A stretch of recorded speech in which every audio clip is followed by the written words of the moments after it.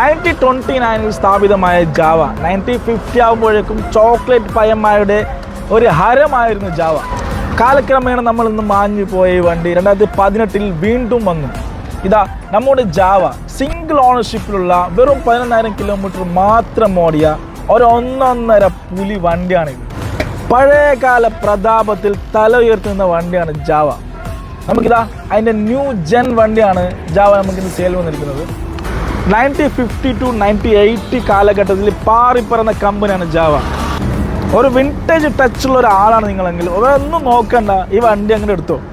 90% അപ്പോൾ ടയർ ഉണ്ട്, then insurance paper work fully clear ആണ്. വാവ്, 2019 മോഡൽ സിംഗിൾ ഓണർഷിപ്പുള്ള വെറും 11,000 കിലോമീറ്റർ മാത്രം ഓടിയ വണ്ടിയാണ്. സോ ഇതിൻ്റെ കൂടുതൽ വിവരങ്ങൾ അറിയാൻ താഴെ കാണുന്ന നമ്പറിൽ കോൺടാക്ട് ചെയ്യും.